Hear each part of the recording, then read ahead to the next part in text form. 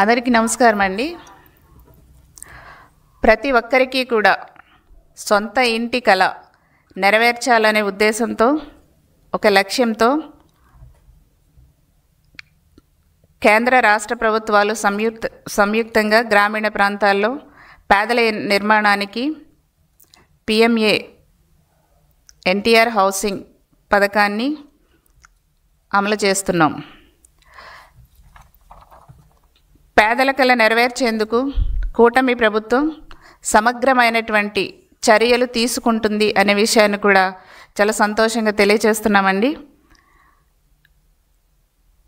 ఈ రోజున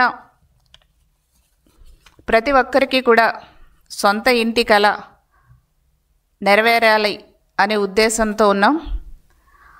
ప్రతి ఒక్కరికి కూడా సొంత ఇల్లు ఉండాలని ఒక కోరిక ఉంటుంది. ఆ కోరిక కూటమి ప్రభుత్వం తీరుస్తుందని కూడా ఈ సందర్భంగా తెలియజేస్తున్నాం. ఈ రోజున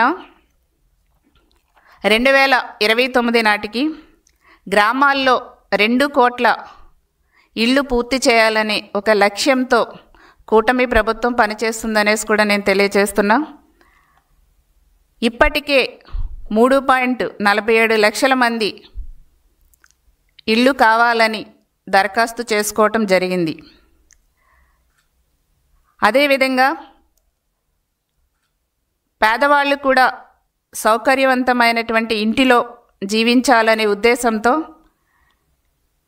ఈ రోజున గ్రామీణ ప్రాంతాల్లో 3 సెంట్లు, పట్టణాల్లో 2 సెంట్లు కూడా ఇవ్వాలని కూటమి ప్రభుత్వం నిర్ణయించిన విషయం ప్రజలకు తెలుసు. సొంత స్థలం ఉండి ఇల్లు నిర్మించుకోలేని వారికి కూడా రాష్ట్ర ప్రభుత్వం సాయం చేయనుంది. పేద మధ్యతరగతి కుటుంబాల వారి కోసం 2,50,000 ఇంటి నిర్మాణానికి కూటమి ప్రభుత్వం అందజేయనున్నది అనే విషయాన్ని కూడా నేను ప్రజలకు తెలియజేస్తున్నా. ఇందులో రాష్ట్ర వాటా ₹1,00,000, సెంట్రల్ వాటా ₹1,50,000.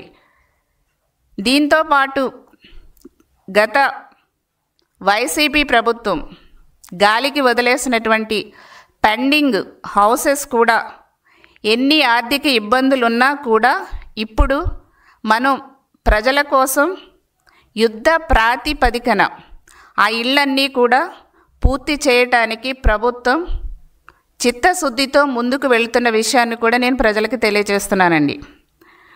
గౌరవ సీఎం చంద్రబాబు నాయుడు గారి యొక్క దూరదృష్టి ఫలితంగా కేవలం 17 నెలల్లోనే 3 లక్షల ఇల్లు పూర్తి చేసి మరి పేదవారి యొక్క సొంత ఇంటి కల నెరవేర్చిన విషయాన్ని కూడా ప్రజలకి చాలా సంతోషంగా తెలియజేస్తున్నాం.